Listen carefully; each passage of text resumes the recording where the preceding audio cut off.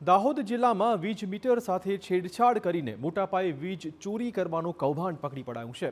વીજ મીટરની સીલ તોડી રજિસ્ટર લગાવી છેડછાડ કરી હોવાની વિગતો છે, જેનાથી એમજીવીસીએલને ₹14.76 કરોડનું નુકસાન પહોંચ્યું છે। એમજીવીસીએલને અલગ અલગ ટીમોએ ઝાલોદ, લીમડી, લીમખેડા અને દેવગઢમાં તપાસ કરી વીજ ચોરી પકડી પાડી હતી। 33,799 વીજ મીટરની ચકાસણી કરાઈ હતી, જેમાંથી 1,609 વીજ મીટરના સીલ તૂટેલા હોવાનું સામે આવતા શંકાસ્પદ મીટરને સીલબંધ કરીને એમજીવીસીએલ દાહોદ ડિવિઝનની લેબોરેટરીમાં ચકાસણી માટે મોકલી અપાયા છે, જેમાં લેબ રિપોર્ટ પ્રમાણે 888 વીજ મીટરમાં વીજ અવરોધક વસ્તુ એટલે કે રજિસ્ટર લગાવી વીજ ચોરી કરવામાં આવતી હોવાનું ખુલ્યું છે।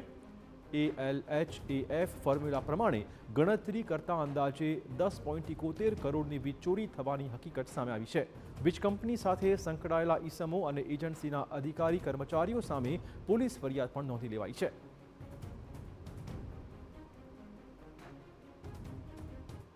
એ છે એમના જે મીટરો કબજે કરીને લેબમાં મોકલ્યા તો ટેસ્ટિંગમાં જણાયું કે ભાઈ એમાં એક રજિસ્ટર એડ કરી અને વીજ પ્રવાહ છે ઓછો ફ્લો થાય અને લાઇટ બિલ ઓછું આવે એ પ્રકારની છેડછાડ થઈ હતી। અને આ તમામ પ્રકારના જે કામગીરી હતી એ એક જ પ્રકારની મોડસ ઓપરેન્ડી ધરાવતી હોય એ પ્રકારનું જણાવ્યું હતું। જે અન્વયે એમજીસીએલના અધિકારીઓ દ્વારા ગઈકાલે ફરિયાદ દાખલ કરવામાં આવી છે કે આ પ્રકારની પ્રવૃત્તિમાં કોણ સામેલ છે, કોણ ઇન્વોલ્વ છે, કઈ રીતનો સ્કેમ ચાલતું હતું, આમાં વીજ વિભાગના કર્મચારીઓ કે એજન્સીના કર્મચારીઓ સામેલ છે કેમ, એ તમામ દિશામાં વિગતવારની તપાસ હાથ ધરવામાં આવી છે।